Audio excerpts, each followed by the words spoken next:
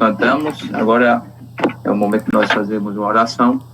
Pedimos aí ao Valdeir que faça uma oração, Valdeir, para a gente começar.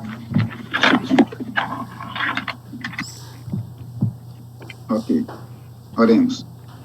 Bondoso Deus e Pai, muito obrigado pelas bênçãos, pelo teu cuidado, por ter nos ajudado até aqui.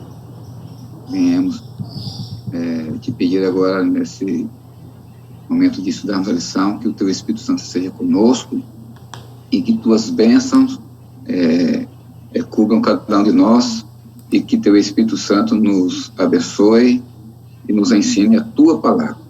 Te agradecemos em nome de Jesus. Amém. Muito bem. Agora nós vamos dar a oportunidade aí para Ribeiro, para conduzir a lição aí, pode ser?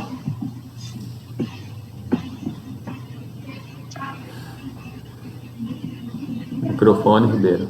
Liga o microfone. Bom dia, pastor, e bom dia, irmãos. Bom dia. Quando o pastor está presente, o membro tem que ouvir, independentemente de quem escuta. Esse jargão já é antigo. Já, não, não é jargão não, é uma realidade. O Ribeiro é antigo mesmo.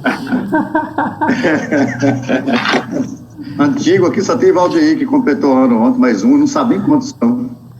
Que completou ano dele foi ano dele. Tá certo. Conduz aí outra pessoa, por favor. Eu estava aqui preparando de me preparar para o sermão de hoje, então eu prefiro que outra pessoa conduza hoje. Deixa o próximo sábado comigo, por favor. Tranquilo. Beleza, já fica aí firmado aí, próximo sábado, né? David, aí você já está gravando aí, né? Tranquilo. Beleza, um bom dia para todos os irmãos. Nós estamos aqui mais uma vez, mais uma semana, para estudarmos um pouco a lição da Escola Sabatina. A gente sabe que cada semana é uma novidade, né? A gente estuda a palavra de Deus, e a palavra de Deus sempre se renova. E é bom sempre estar ouvindo, assim, opiniões diferentes, maneiras diferentes de pensar a palavra de Deus.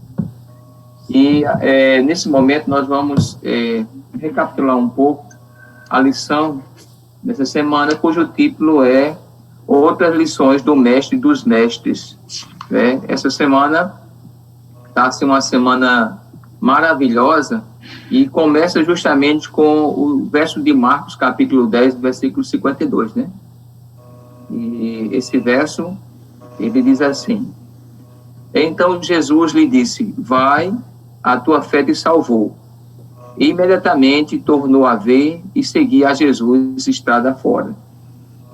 Esse verso aqui, ele está relacionado a um dos personagens que a lição fala essa semana, né? Fala sobre Bartimeu. Só que Bartimeu, a gente vai ver um pouco mais para frente, né? No andar da carruagem dos dias.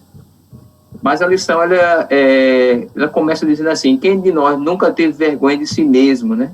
Muitos já fizeram coisas que os levaram a recuar horrivelmente ao imaginar que outras pessoas pudessem ficar sabendo desses atos.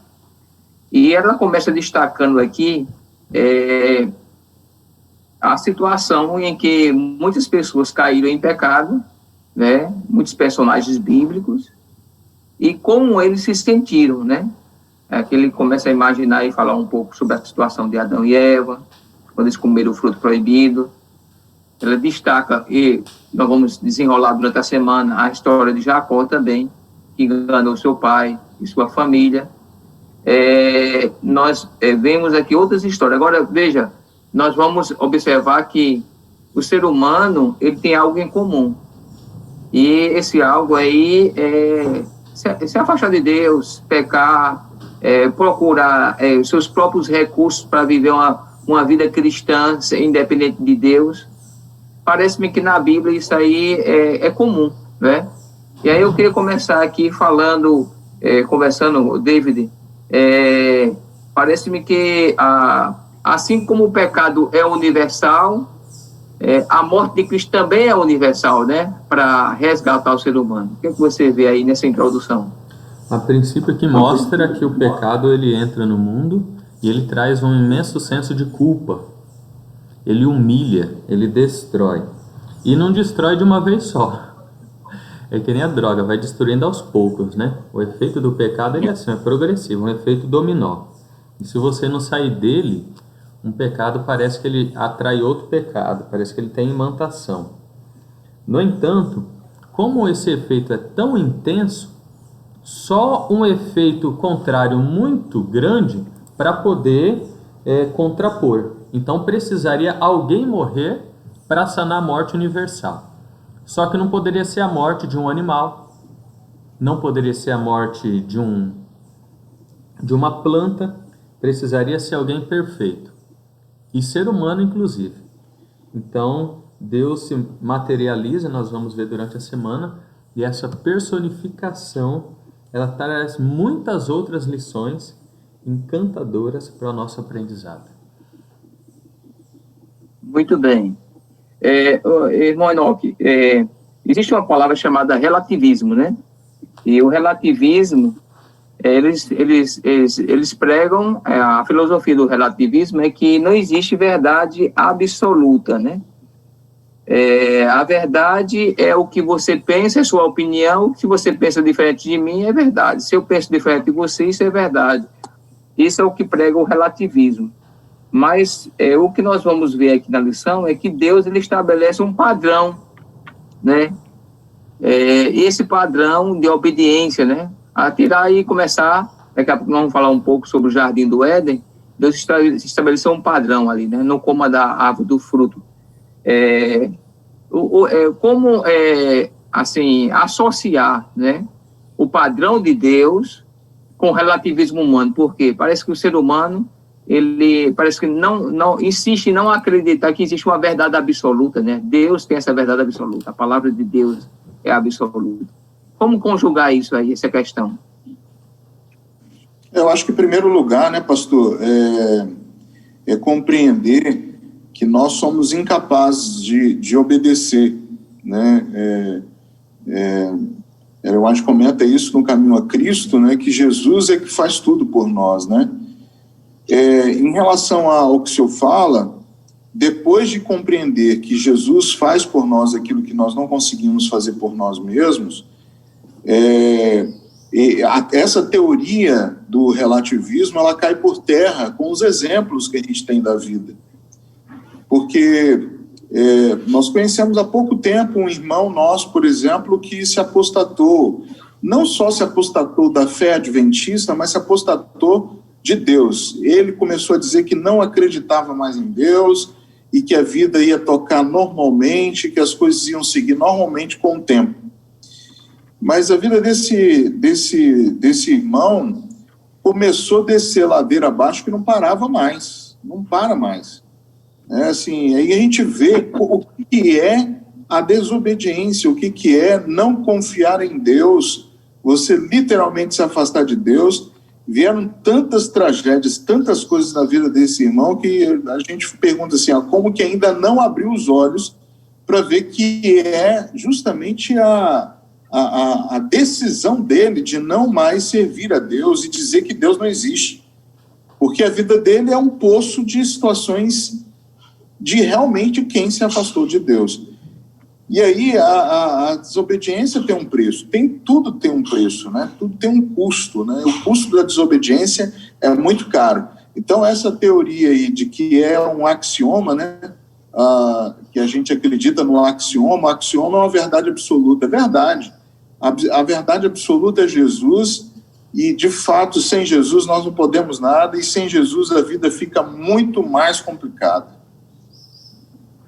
Quando a gente fala aí de questão de padrão, né? Deus estabeleceu um padrão, a verdade absoluta. A gente vai entender também que a lei de Deus já existia, né? Desde o Jardim do Éden. Eu sempre existiu, desde a eternidade, né? E aí, Ribeiro, a gente poderia assim defender essa ideia, né? Porque tem pessoas que acham que a lei de Deus ela passa a existir depois do Sinai. Mas esse padrão estabelecido por Deus, que rege a nossa vida e que também regiu a vida de Adão e Eva, ele sempre foi eterno, não é verdade? Essa questão de lei de Deus, ele sempre existiu. O que você acha? Pastor, essa questão aí entra dentro do relativismo da mesma forma, né? Porque muitas pessoas dizem assim, olha, Jesus é amor, Deus é amor, Jesus já morreu por nós, já fez tudo que tinha que ser feito, então, para que lei, né? É o suficiente, o que Jesus fez é suficiente. E, de fato, eles estão falando a verdade, né? O que Jesus fez é suficiente, mas o que Jesus fez não foi nada mais nem nada menos do que cumprir a lei, né? E nós vemos o que Jesus estabelece em Mateus capítulo 5, lá no Sermão do Monte, quando ele diz que ele veio para cumprir a lei. E ele coloca a lei, como nós já discutimos em outras reuniões aqui, algumas coisas a mais daquilo, não que ele acrescentou a lei, mas ele dá uma ênfase maior na pureza da lei. Quando ele diz assim, olha, não basta você cometer o ato do adultério ou do assassinato, só precisa você imaginar, só precisa você alimentar isso na tua mente. Então, a lei de Deus... Ele reforçar, né? Ele reforça, né? Exatamente. A validade da lei, né? Exatamente, perdão, ele reforça mesmo. E aí, a lei é a base, a base da justiça de Deus, é baseada na lei, e ela é eterna, porque ela é o transcrito do caráter de Deus. Assim como Deus é eterno, a lei, Deus é eterno, então não adianta. Isso. E a gente vê que desde a criação ela está presente lá, através do sábado, né? A gente vê lá José no Egito, que quando ele falou assim, como eu posso cometer um mal desse contra meu Deus? Se não existisse lei, como é que ele ia saber que adulterar era errado, né? Por isso já existia, a lei é eterna. Mas nós vamos avançar um pouco mais aqui, em vez de se esconder, a lição ela fala desse título, né?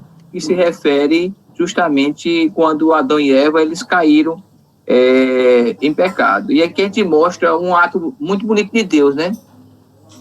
Diz que salvação não é o homem buscar a Deus, mas Deus buscando o homem. Isso aí é a salvação, né?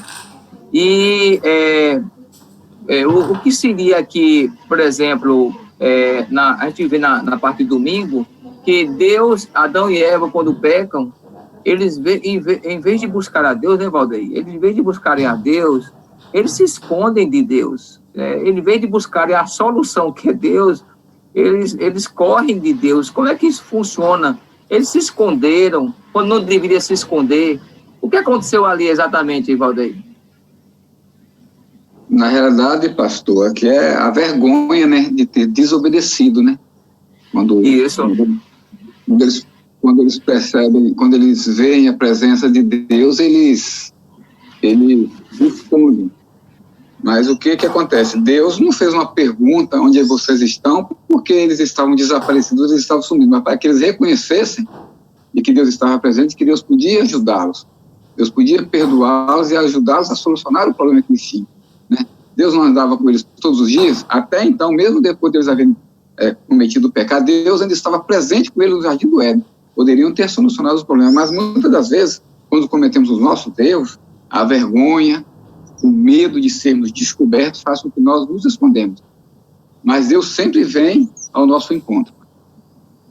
Muito bem. Irmão Romário, aqui a lição, ela fala assim, é muito estranho que Deus tenha perguntado a Adão, onde estás? Será que Deus não sabia onde Adão estava? Para perguntar assim, onde estás? Qual era a intenção de Deus ao perguntar para Adão e Eva, onde estás? Será que ele não sabia onde eles estavam? Qual era a intenção dele? Essa seria a minha resposta, pastor. Será que Deus não sabia onde Adão e Eva estavam? Sim. Assim, a pergunta pode ser para mim, entendeu? Pode ser para qualquer um de nós. Onde vocês estão? Assim, Deus chama Adão e Deus chama Eva. Aliás, quando Adão e Eva provou do fruto proibido, a vida deles saíram dos trilhos. A lição afirma isso. Então, assim, foi uma derrota total na vida dos nossos primeiros pais. Eles realmente cometeram, assim, uma situação onde desagradou a Deus. E Deus chama eles de volta, Deus vai em busca de Adão e Eva, não porque Deus não sabia onde Adão e Eva estavam. Aliás, o comentarista essa semana fez um comentário interessante, né? Adão e Eva não era brasileiro, mas parecia que estava dando um jeitinho já para resolver a situação do pecado. Então, assim, é triste a gente ver a derrota, o que o pecado faz com nós, escondermos de Deus. Foi já citado na lição aí por alguém, e realmente o pecado é isso. Ele só faz te aprofundar mais. E o que fez com Adão e Eva foi mais aprofundar eles para sumir da presença de Deus. Deus queria resgatá-los, Deus queria trazê-los de volta. E Deus quer fazer isso com nós hoje, né? O propósito de Deus é que realmente nós o acheguemos a Ele. Essa busca de Deus atrás do homem é para trazer ele de volta, é para resgatá-lo. Porque Deus realmente não sentiu prazer nenhum na derrota dos nossos primeiros pais. Muito pelo contrário, Ele queria os trazer de volta. E esse foi o propósito de Deus, está sendo o propósito de Deus para nós até hoje, né?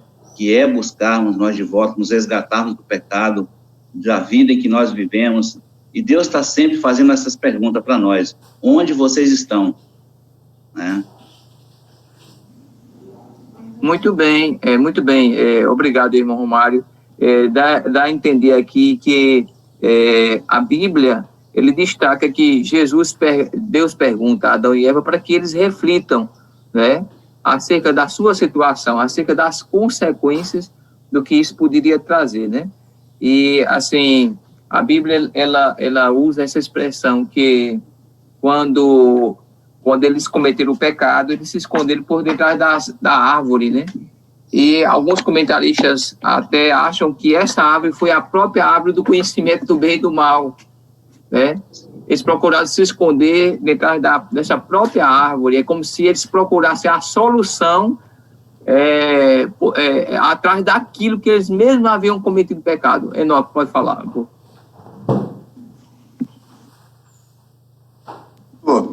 Pastor, é interessante que a irmã Ellen White, no Caminho a Cristo, ela diz que Satanás usa as falhas das pessoas alheias e as nossas próprias falhas para nos afastar de Jesus, para nos afastar de Deus. Sim. Essa condição de Adão e Eva se afastando de Deus, porque quando Deus pergunta onde vocês estão, né, onde estão, é justamente a condição do afastamento aí do humano, né, do distanciamento humano de Deus. E é natural, é por isso que eu acho que está escrito aí, justamente para alertar, porque toda condição humana pecadora, a tendência é querer se afastar de Deus. A gente está remando, né, num processo de santificação, e à medida que você vai se aproximando mais de Deus, é muito gostoso, é muito bom. Mas em qualquer vacilo que a gente der nessa trajetória, você volta à estaca zero do processo de crescimento espiritual, e para remar tudo de novo é muito difícil, um emaranhado de dificuldades que o inimigo coloca para a gente voltar àquele estágio que era antes com Jesus, com Deus, naquele processo de santificação. Então, de fato, o pecado não vale a pena, o pecado afasta, e todo pecador, ou todo aquele que está em pecado, ele não quer se aproximar de Deus. E aí é que entra a salvação realmente em Cristo Jesus. A Ellen White diz que a gente não deve esperar a condição mudar para nos aproximar de Jesus, porque é exatamente isso que Satanás quer fazer conosco. Então, imediatamente, nós temos que buscar. Nós temos que... porque Deus está disposto, como nesse caso de Adão e Eva, que ele foi em busca da alma, né, das almas perdidas, ele quer fazer conosco hoje também. Então, ele está disponível para nos buscar no ponto em que nós estamos. E é interessante, né, que a lição faz essa pergunta, assim, lá na última nota, diz assim, onde estás? Também poderia ser feita a nós. Ou seja, onde você está em seu pecado e culpa em relação a Jesus e o que ele fez para resgatá-lo desta condição? É uma pergunta pessoal. Onde nós estamos? Em que ponto nós estamos? Não importa o ponto em que estejamos, o que importa é que Jesus está disponível, Deus está disponível a nos buscar. Acho que essa pergunta ela é bem atual mesmo, porque a gente deveria sempre fazer essa pergunta, né? Em que nível eu estou espiritualmente, né? Às vezes a gente se acomoda tanto na vida cristã e a gente até liga, eu diria assim, o piloto automático, né? Eu queria depois, assim, descobrir como é que funciona um avião, um piloto automático, né? Diz que eles ligam o piloto automático lá e eles seguem aquela rota. E às vezes na vida cristã nós estamos ligando o piloto automático. Eu estou tão bem, eu tenho um cargo na igreja, eu tenho tantos anos de igreja. E essa pergunta vem a nós: onde estás na carreira cristã? Né? Em qual nível de maturidade você está? Você cresceu espiritualmente ou não? Quer dizer, essa sempre será uma pergunta relevante, né, para nós, espiritualmente falando. Agora, vamos avançar um pouco mais, falando um pouco sobre outro tipo de fuga, né? Agora não é mais Adão e Eva, é um homem chamado Jacó, né? E aqui na pergunta 3 diz assim: qual é o contexto dessa história? O que ela revela sobre a graça de Deus àqueles que, de certa forma, estão fugindo de seus pecados? Aqui está se referindo a Jacó, né? Que enganou seu pai, enganou seu irmão, tramou lá um engano para conseguir a primogenitura. O irônico dessa história é que o Jacó se parecia mais espiritual do que o seu próprio irmão, não é, David? Esaú tinha direito à primogenitura, só que o Jacó, ele se mostrava mais apto para a primogenitura do que o próprio irmão. E, assim, o que é que aconteceu ali? Ele quis tomar uma atitude por conta própria, ele quis dar uma ajudinha a Deus, e aí a mãe de Jacó também parece que chega ali a dar um conselho para ele, esse conselho parece que foi amargo para ela também. O que é que aconteceu ali? O ser humano, muitas vezes, ele tem pressa. E a pressa é o contrário da paciência. Com certeza, a primogenitura viria para Jacó. Isso era de se esperar, mas ele não conseguiu esperar. Como ele não esperou, é o que a gente muitas vezes tenta fazer, a obtenção das coisas pelas próprias obras. Hoje, espiritualmente, aplicando, né, a salvação pelas obras. O que eu faço, o meu talento, o meu recurso, o meu desempenho, tudo isso me favorece. Jacó pensou nisso. Foi aí onde ele se desiludiu. Porque por melhor que sejam nossas obras, elas não são suficientes. Aí Jacó entra em fuga, porque ele vê que o que ele faz é um ato enganoso, é um pecado que desagradou a Deus e destruiu a família, né? De tal forma que quando ele foge, ele tem um sonho à noite. Aí é uma coisa fantástica, como aconteceu aos moldes do Jardim do Éden. Deus vai até ele. Deus vai até o ser humano que não merece, que não merecia nada. Deus vai para dar uma outra oportunidade. Conhecedor dessa história, Jesus cita ela. João 1, versículo 51. E acrescentou: em verdade vos digo, que vereis os céus abertos e os anjos de Deus subindo e descendo sobre o Filho do Homem. Então esse verso, ele está dentro de um contexto anterior da subida e descida dos anjos pela escada que Jacó viu. Uma oportunidade que Deus deu para aquele homem. Jesus cita esse episódio, ele faz analogia. Por quê? Porque Jesus também veio para resgatar o ser humano. Então você vê essa interligação Novo e Velho Testamento, você vê a graça de Deus que alcança quem não merece, e você vê aí que o ser humano, quando tenta fazer uma coisa boa, como disse o profeta, não passa de trapos de imundícia. Muito bem. Eu não sei qual o profeta que você se referiu, se foi o da Bíblia ou se foi Ribeiro, mas, Ribeiro, era justamente com você que eu queria falar aqui. Aqui diz que Jesus representa, Ellen White fala que Jesus representa essa escada, essa ponte, né? Sempre Deus buscando o homem. E veja, essa aplicação, Jesus como escada, como ponte, como a união do ser humano com Deus, eu acho que ela é bem significativa, porque o próprio Jesus, ele cita lá no Novo Testamento, né? Qual é a importância, eu diria assim, eu acho que sempre será importante a questão da graça de Deus para resgatar o ser humano, porque por si só o ser humano ele não é capaz, né? Veja, Deus podia chegar com uma repreensão para Jacó, mas ele chega ali com uma oportunidade de graça, apresentando promessas que fez a Abraão lá atrás. Que Deus é esse maravilhoso, que a gente podia descrever um pouco mais, essa escada.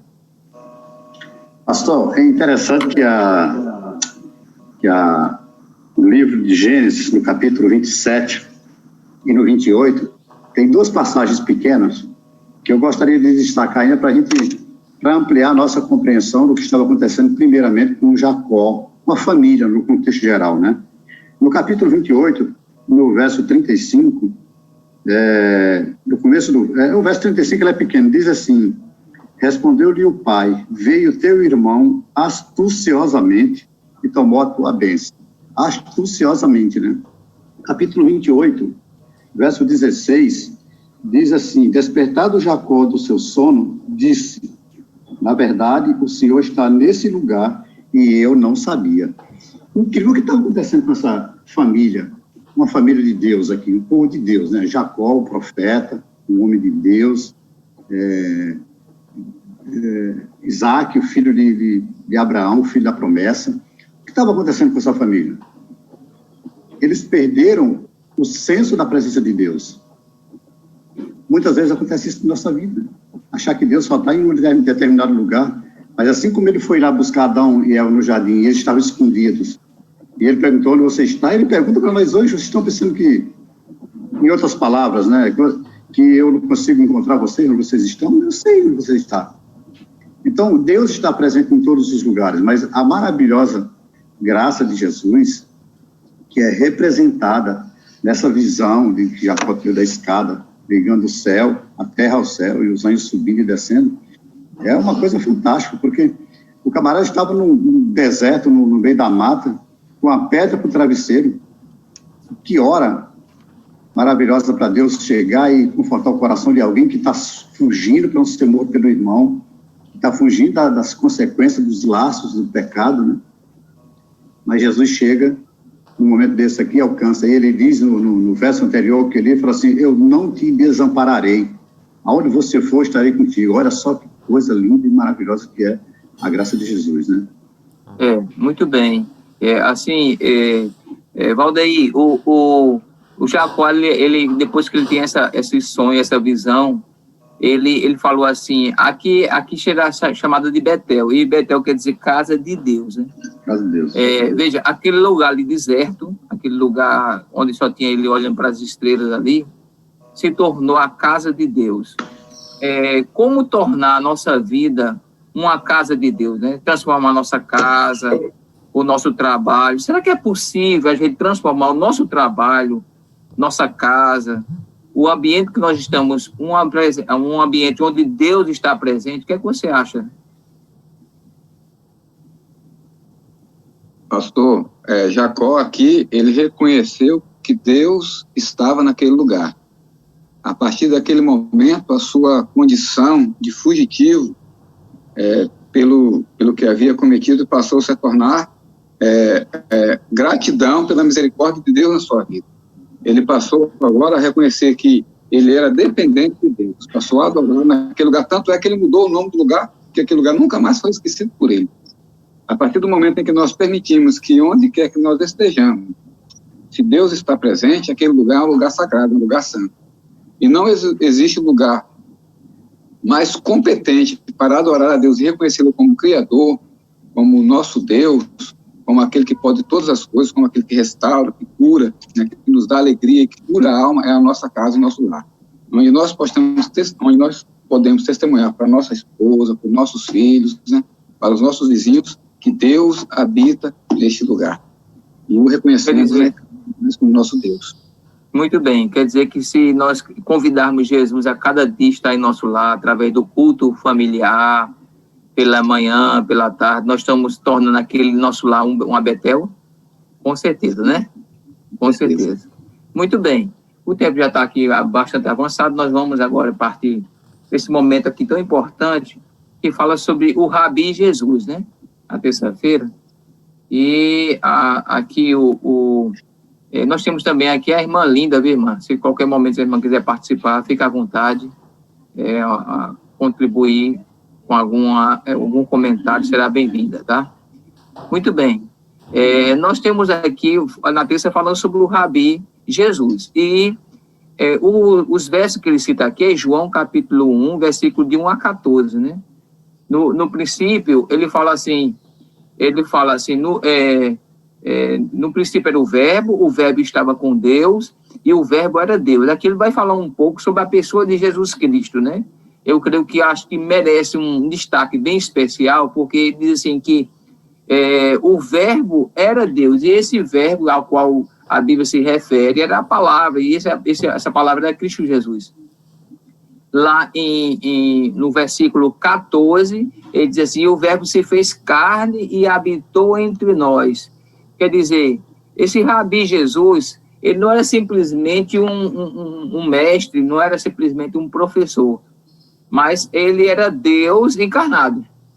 Era 100% Deus e 100% homem.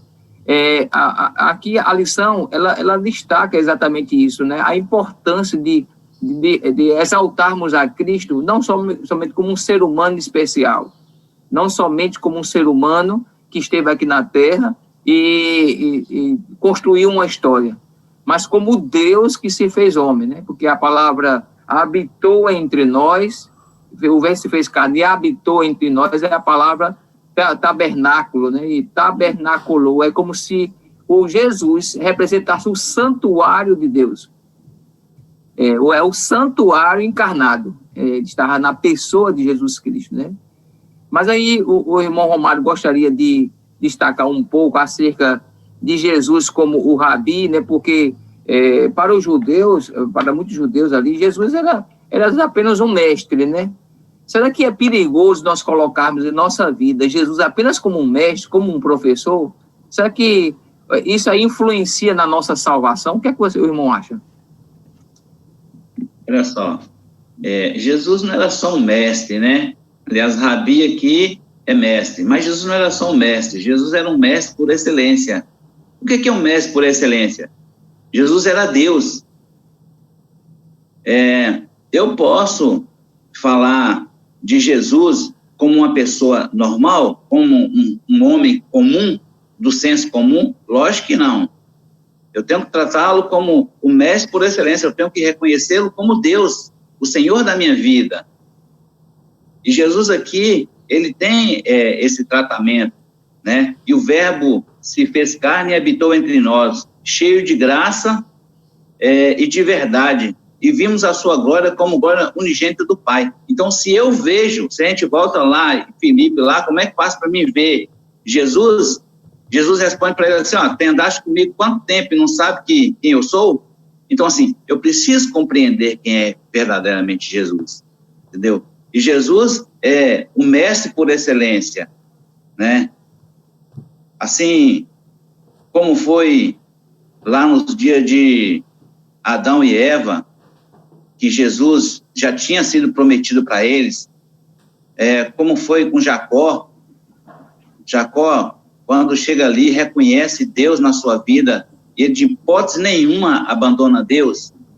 Eu também, de hipótese nenhuma na minha vida, a partir do momento que conheci Jesus, eu posso destratá-lo, né? Eu tenho que reconhecer todos os dias da minha vida que Jesus é Deus, né? Então, assim, na sua forma de homem, ele passou por todas os impropérios, talvez, que eu passei. Eu senti fome, eu senti sede, eu senti, talvez, uma dificuldade num relacionamento com alguém, entendeu? Mas Jesus não tinha a natureza de pecado, porque Jesus não pecava. Jesus era Deus, né? Então, assim, a forma de homem que Jesus vive e que habita no meio de nós, mas tão assim, tão bonito quando vê essa forma de santidade de Jesus, né? Então, assim, Jesus fala assim, sede santo como eu sou santo. Meu Deus do céu, eu olho para mim assim e falo, Senhor, mas como que eu posso ser santo, Senhor? Mas, irmão Romário, interessante que você falou aí uma coisa interessante. Se Jesus, como ser humano, que ele é 100% homem, e dependia de Deus, ele conseguiu vencer as tentações, ele conseguiu ter uma comunhão com o Pai, ele está mostrando para nós também que nós podemos também, pelo poder de Deus, com a ajuda do Espírito Santo, também vencer. Eu achei interessante quando o irmão destacou aí que Jesus sentiu sede, isso mostrou que ele era 100% homem mesmo. Ele não era uma forma de homem, apenas uma aparência de homem. Ele habitou no meio de nós, ele é homem para sempre. Agora, o que eu acho interessante também aqui, na lição, que Enoque, é que aqui fala, a gente pode até fazer uma comparação, que Jesus falou assim, vós sois a luz do mundo. A gente sabe, agora eu queria tirar a dúvida, quem é que é a luz realmente? É Jesus ou é o ser humano? Ou nós somos apenas canal de luz? Como é que seria essa ideia aí? O foco está no ser humano ou está em Cristo? Pastor, eu gosto de comparar os astros conosco, né? Nós temos aí um satélite natural em torno da Terra, que é a Lua, que não tem luz própria. A Lua, na verdade, quando a gente vê a Lua iluminada, a gente pensa que é a Lua que tem luz, mas não, ela está refletindo a luz do Sol. Está aí o David, que é físico, que não me deixa errar. Mas, vejam bem, nós somos refletores do Sol da justiça, que é Cristo, né? Nós não temos luz própria, nós não emanamos luz própria, nós apenas somos refletores do Sol da justiça. Então, veja, quando é que acontece o eclipse lunar? O eclipse lunar acontece quando a Terra se interpõe entre o Sol e a Lua. Quando a Terra entra no meio do Sol e da Lua, a Lua deixa de brilhar, ela fica escura. Esse é o eclipse, né, lunar. Toda vez que nós deixamos que algo, alguma idolatria, algum pecado se interpõe entre nós e Cristo, que é o Sol da justiça, nós vamos deixar de brilhar. E aí, por isso que nós não podemos deixar que nada se interponha entre nós e o Sol da justiça. Por isso que o profeta disse, buscar-me-eis e me achareis quando me buscardes de todo o coração. Quando não tiver nada que atrapalhe, nós vamos brilhar à luz do Sol da justiça. Muito bem, obrigado aí. Nós temos ainda 12 minutos para concluir a lição, e aqui a lição de quarta-feira ela está extraordinária. Ela fala sobre a mulher que retrucou, falando sobre a mulher cirofenícia, né? E que, assim, essa história ela é muito interessante porque ela mostra que Jesus, como o mestre dos mestres, o grande professor, a intenção de Jesus era sempre, talvez, fazer perguntas e levar as pessoas a refletir, né? E nessa ocasião aqui em especial, em que Jesus, ele lidar com a situação em que uma mulher estrangeira, uma mulher cirofenícia, faz um pedido a ele, e Jesus queria ensinar uma lição tanto para a mulher quanto para os discípulos. Parece que existia ali um certo exclusivismo por parte dos judeus, né? Por parte da nação judaica, e também um certo preconceito, né? Porque dá a entender que essa história aqui ela envolve até a questão de cachorro, né? Essa é uma história que envolve pets aqui, né? Mas o que acontece é o seguinte, é que esse cachorro, os judeus, eles tinham o animal como imundo, né? O judeu ele não criava cachorro. Existia cachorro, mas só que cachorro, assim, no meio da rua. Não existia um cachorro de estimação, né? Porque para o judeu o cachorro era um animal imundo. E parece-me que a história envolve cachorro e tudo, né, David? Como tirar lições dessa história? O que é que Jesus quis realmente ensinar para o discípulo e para a mulher? Acontecia ali uma segregação, acontecia ali uma discriminação, porque aquela região ali era uma região de pessoas mistas, né? E por isso eles se julgavam superiores a elas.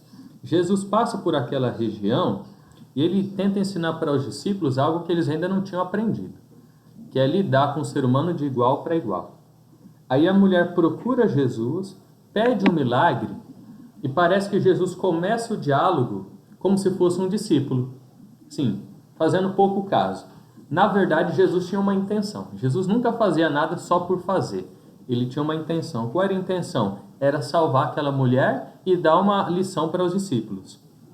De tal forma que a mulher retrucou de uma forma insistente, clamando. E aí eu vejo algo em comum, pastor, tanto na lição de quarta quanto em quinta. Jesus gostava de profissão de fé. Jesus gostava de ver o ser humano confessando que ele podia resolver a situação. Eu imagino vocês aí que são pais, né? Tem gente aqui que é avô, não? Não, acho que não. Mas você nunca se cansa de ouvir, papai, eu te amo. É ou não é? Você nunca cansa de ouvir isso. E eu vejo isso em Jesus. Jesus gostava de ouvir a declaração do ser humano. Quando a mulher insiste, Jesus atende. E nesse processo de insistência dela, mostra que nem tudo vem no primeiro pedido. Mas aquele que prossegue, que tem perseverança, agrada a Deus. E Deus também tem alegria em conceder as dádivas para os seus filhos. Muito bem. E Valdeir, parece-me que essa mulher se mostra assim, insistente, né? E Jesus queria realmente provar essa mulher aqui. E dá a entender, aqui o texto bíblico, se você for analisar direitinho, que não é Jesus que chama ela de cachorrinho, né? Ela mesmo se considera, ela se coloca nessa posição. Veja, isso revela um pouco o amor de Deus, porque dá a entender que Jesus estava desprezando a mulher, mas não foi Jesus que chamou ela de cachorrinho.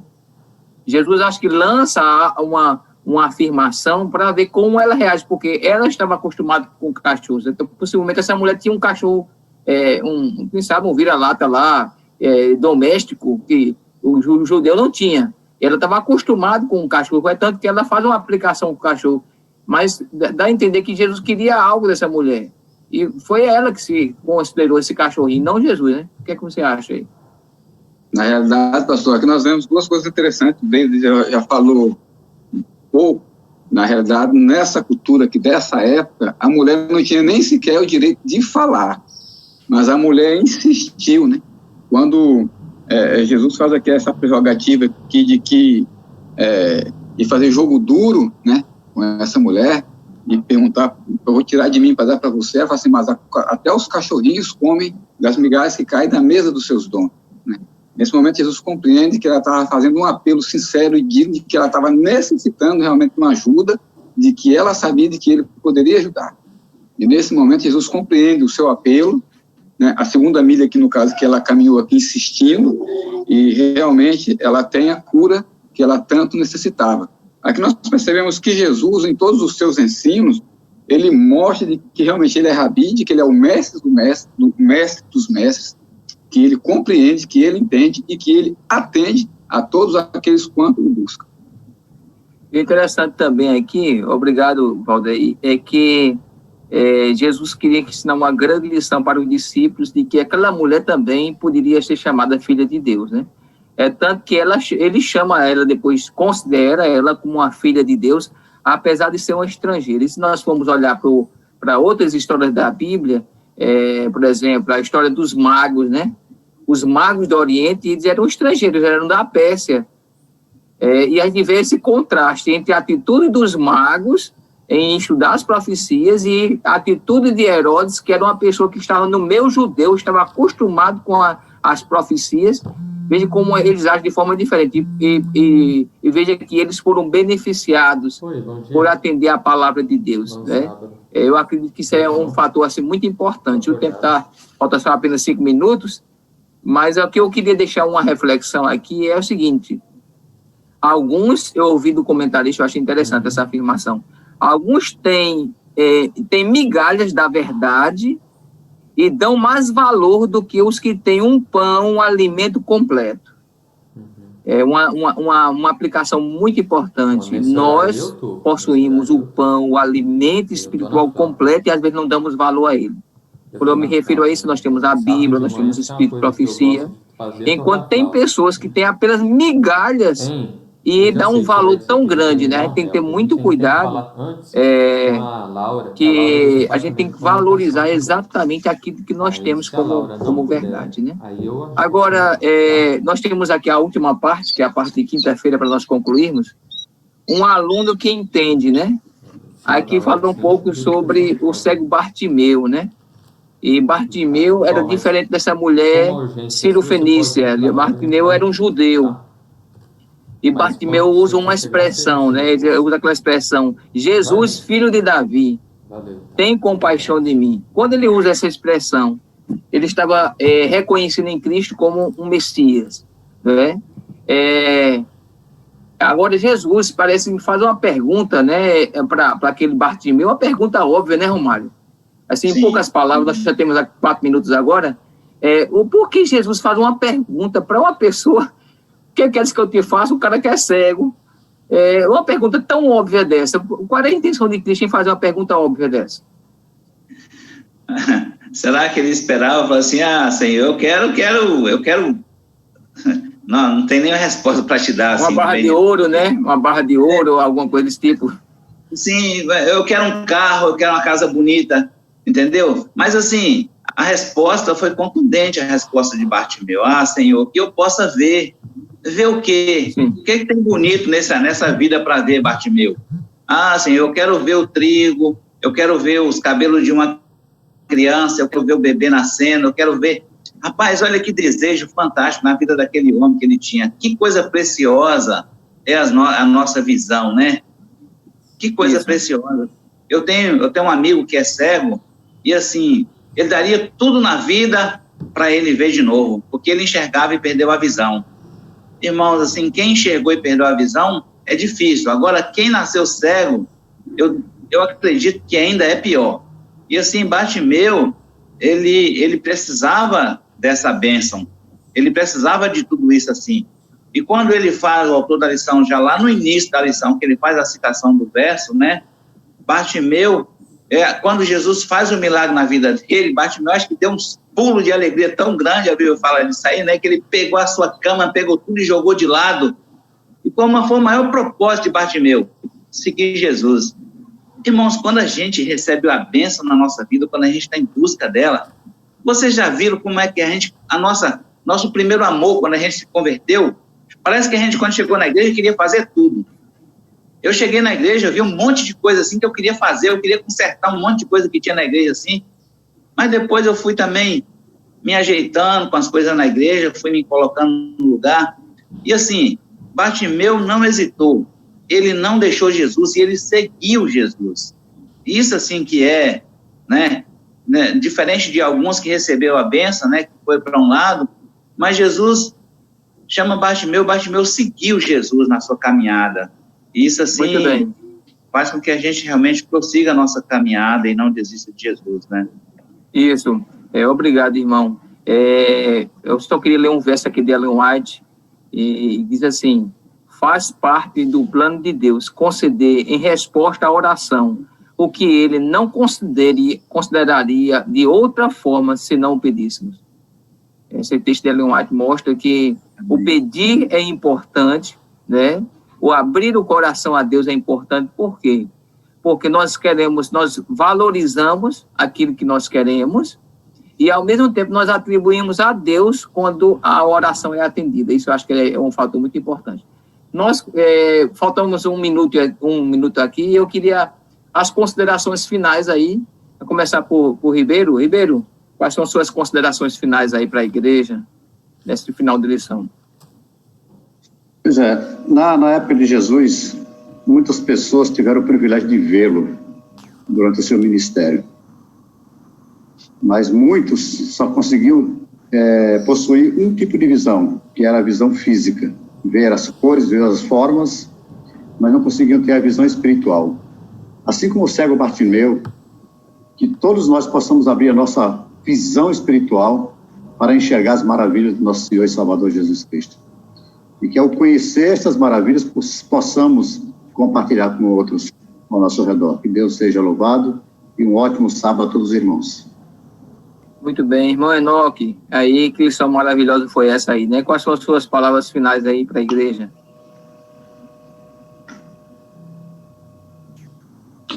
Então, pastor, ainda com o cego Bartimeu, eu acho que não é à toa que a lição encerra com ele, né? Interessante aí que os discípulos foram mais tardios do que ele, né, para compreender algumas coisas. Quando Bartimeu chama Jesus filho de Davi, Bartimeu está reconhecendo a linhagem real de Jesus, né? A descendência da realeza de Jesus. E aí, como rei, ele sabe que ele tinha autoridade, não só autoridade de ordem, vamos dizer assim, ordem subjetiva, mas objetivamente ele tinha autoridade sobre a doença, ele tinha autoridade sobre qualquer tipo de outra situação, e por isso que ele clama, né? E ele chama Jesus, filho de Davi, tem misericórdia de mim. Que nós possamos, né, reconhecer a realeza de Jesus, porque ele prometeu que tudo aquilo que nós pedíssemos ao Pai, em nome dele, seria realizado. E que a gente possa acreditar nesse nome poderoso que é Jesus. Muito bem. Irmão David, e aí quais são as suas palavras finais aí para essa lição que nos deixou lições maravilhosas para nós, né? Pastor, essa semana eu aprendi novamente que Jesus ele vai na direção de quem não merece. Jesus tem a natureza dual, ele foi homem, mas também era Deus. Ele gosta de dialogar, e nós vimos nos diálogos que ele faz com o ser humano que ele tinha uma intenção de salvar. E finalmente aprendi nessa semana que Jesus fica feliz quando o ser humano entende o que ele veio fazer. Eu tenho uma turma aqui da 2ª série que pensa numa turma que produz bem, que você fala, eles entendem, reproduzem, né? Se isso dá alegria para um professor, eu vejo aqui Jesus, né? Alegre porque Bartimeu entendeu que a principal cegueira não era a visão física, era a visão espiritual. Amém. E Valdeir, suas palavras. Olha, pastor, o David já mencionou uma grande parte daquilo que tinha para dizer, porque Deus, ele abre os céus, né? Vem até a terra, vem até a nós, né? Em busca de nos salvar, perguntando sempre onde é que nós estamos. E na sua didática de salvar, ele mostra a sua misericórdia, o seu amor, e a cada dia ele está nos dando a oportunidade de o reconhecermos como nosso Salvador. E para esse fim, ele usa toda a sua metodologia como mestre dos mestres, como rabi, para nos ensinar cada dia uma lição, e que ele está disposto a nos perdoar se nós verdadeiramente o reconhecermos como Deus e o enxergarmos. Bem. Irmã Linda, gostaria de dar uma palavra aí para a igreja, uma palavra final.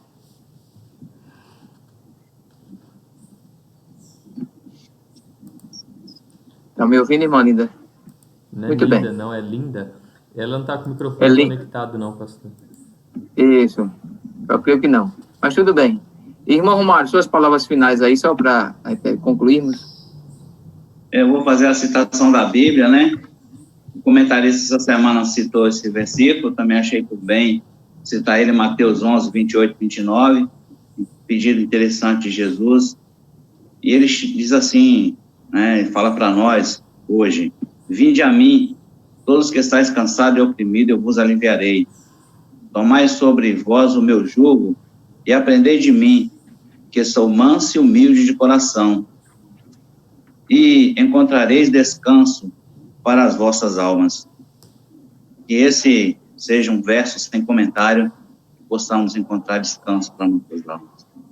Muito bem. Eu queria somente deixar uma frase que está na sexta-feira na lição, e essa me chamou muita atenção, que diz assim: quando realmente aceitamos o mestre dos mestres, teremos o desejo de refletir sua imagem, possuir seu espírito, fazer sua vontade e agradá-lo em todas as coisas.